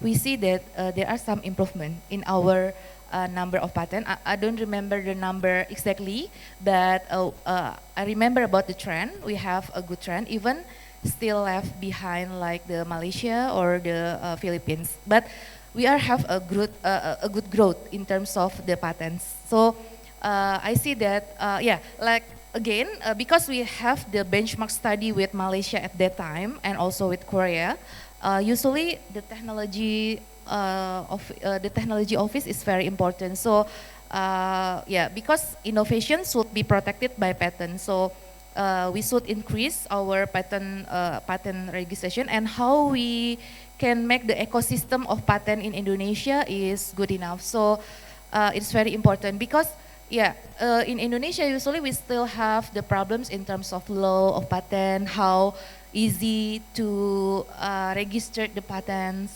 Sometimes there are some challenges there. I thought they were easier now. You can just do everything online, and then you can get, particularly if you are patenting your own sort of product. Because I'm from economic or social science, usually we don't have patent because what's the patent from the economics? Usually from the technical faculty, but my college from technical faculty, he ever told me that how the experience to register patents usually is rather hard, and like many documents that should be like the long pages document, antique document. There are maybe we should simplify how we can, and also the incentive itself from the patent. So when the people get the patent, so maybe there are some incentive from the government to because the patent is very important for the commercialization of also from the invention to invention to from invention to innovation.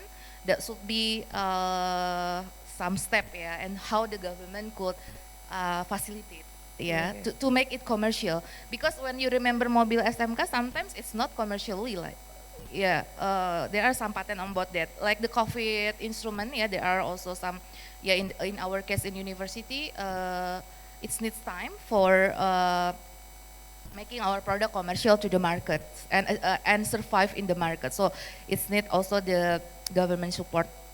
And the second, that the main point is also how to make the research sector is interesting from the young people to become researcher, or to become the politician, or to become the entrepreneurs, for example.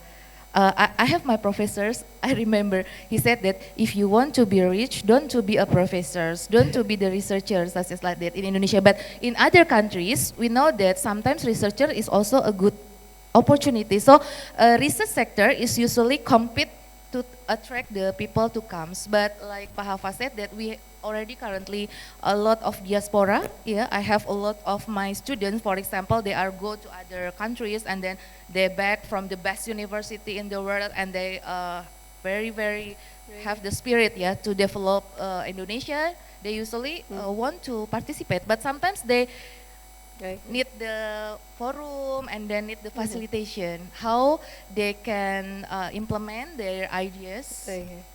Usually there are my students that come back to Indonesia and they usually need the facilitation usually.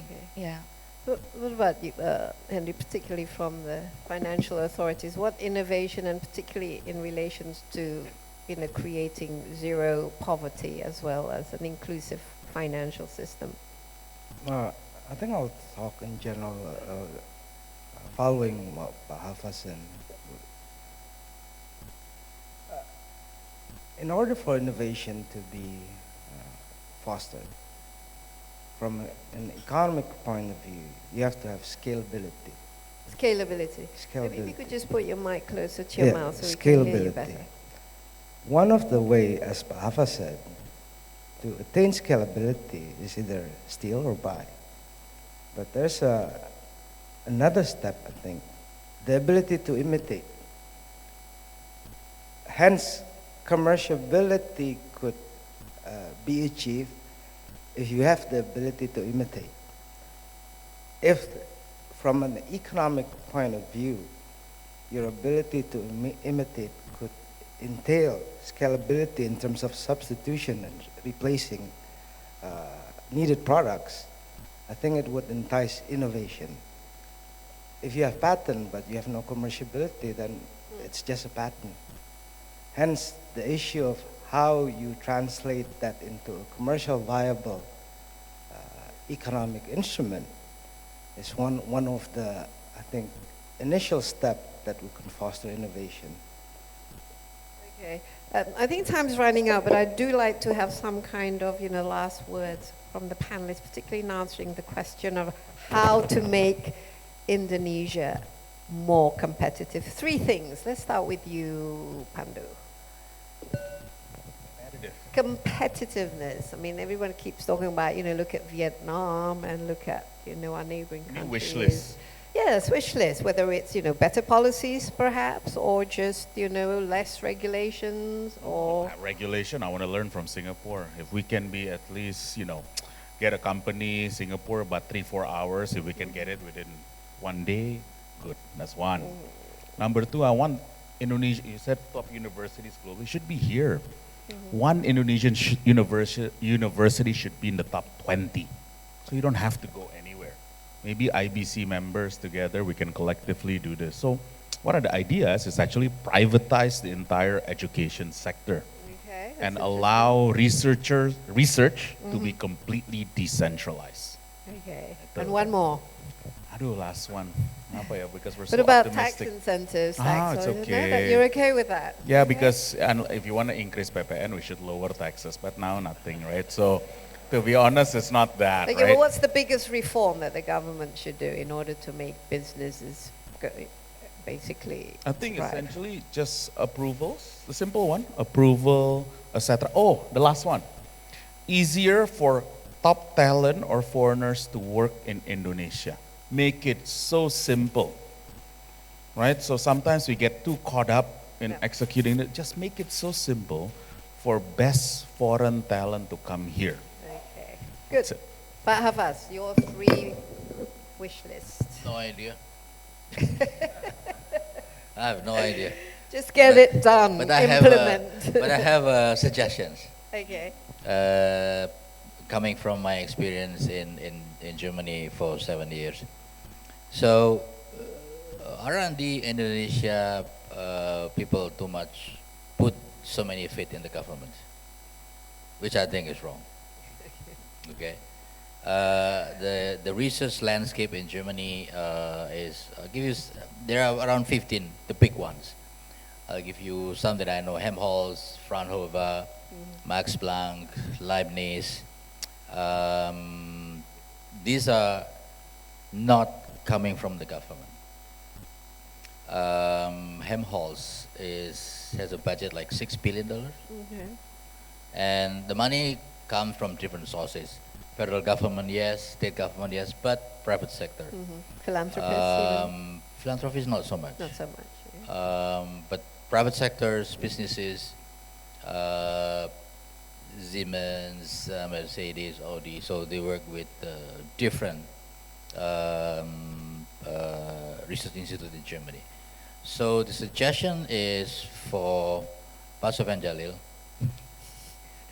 to create IBC another branch on R&D, research and development. I think Indonesia has so much philanthropy, including Pak Pandu here.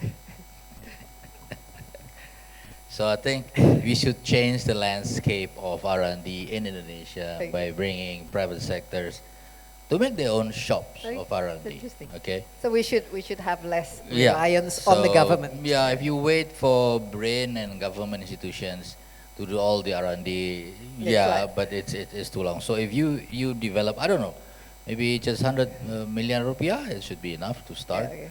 You I know, like an that R&D idea. here and there, with a very specific program on innovations. You know, many things can be developed because we are not so expensive in terms of labor, for instance, or researchers are paid with our own standard, Indonesian standard. So I think that would be adding a lot of value in terms of innovation, relation with university. You know, that's a good one. You know, just not just put everything in the government. Yeah, certainly less bureaucracy, and I mean, it's Thank good you. to have a lean, sort of efficient government that actually facilitates as opposed to hinder. But at the moment, we have what we call a very obese government that we have to feed. So that's probably a bit of a a tall order there, perhaps, you know. But Talisa, your wish list on how to make Indonesia more competitive? Yes, maybe, yeah. First is about the multi-stakeholder collaboration, like we already discussed, yeah. Usually we should have connecting the dot. Our weakness usually fragmented, ego-sectoral, and then, ego-sectoral especially. So how we make the coordination, it's like cliche, yeah, like cliche words, but I think it's very important. Because I also experienced some times in government too, and that's very give the insight that multi-stakeholder collaboration. We know it's very simple words, but hard to implement. Okay. Yeah. Henry. If I look from experience from other country, I think the solution for an economic growth doesn't always come from economic aspects. I think when I look at the US, China, Japan, Korea, I think the main factor is legal certainty. I mean, Legal certainty. Legal certainty. If you have legal certainty, most of the problems, for example, legal uncertainty creates regulation. It creates, then if it's not implementable, you'll create another regulation. I think if you want to deregulate, you have to have legal certainty. Okay. I think that's the... Yeah, we often hear about legal certainty. You have two more. There's only one. Come on, I'm not letting you get away with it. Just this one. Just a legal certainty. Okay, big hands, everybody, to our speakers, Pandu, Pak Hafaz, Telisa, and also Pak Henry. And thank you so much. I hope that this has been a useful discussion and also, you know, good feedback for IBC. And I like the idea that, you know, maybe we should have, you know, IBC should come up with its own sort of like research center and so on and so forth. So once again, thank you very much to our speakers, and I would like to return this program to our master or mistress of ceremony. Thank you to our panelists and moderator. We kindly invite everyone to remain on stage, as we would like to invite CEO of IBC, Mr. Sofyan Djalil, to the stage to present tokens of appreciation. Please, Mr. Sofyan Djalil, come to the stage.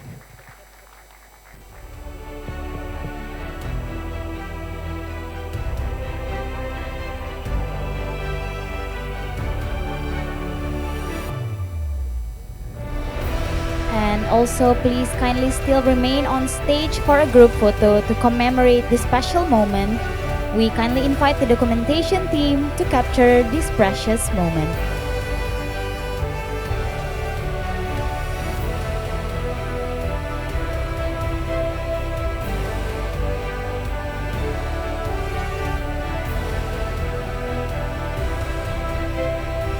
All right.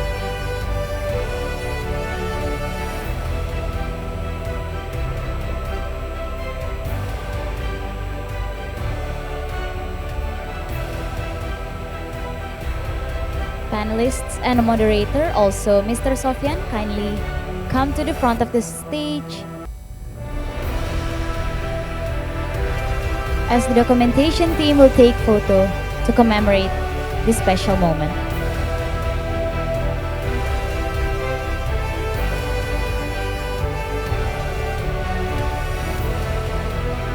All right.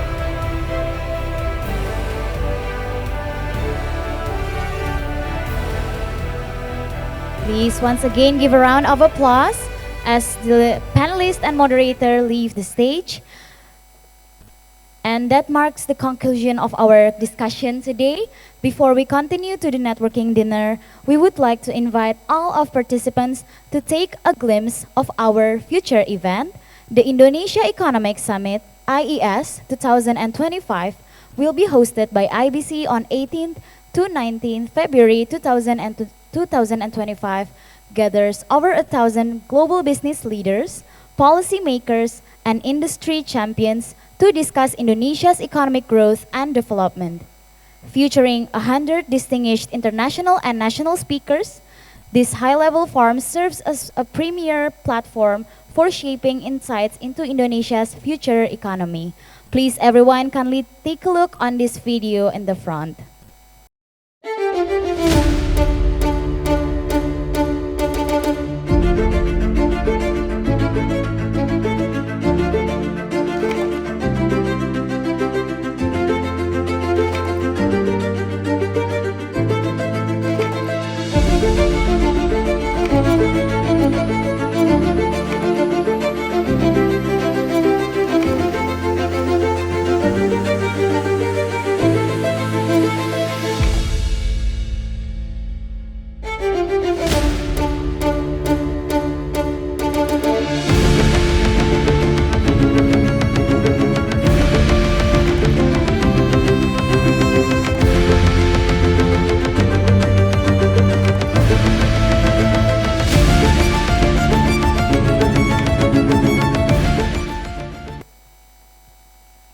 We kindly invite all of you to register yourself at indonesiaeconomicsummit.com, or you can scan the barcode in the front of the screen or even at your table.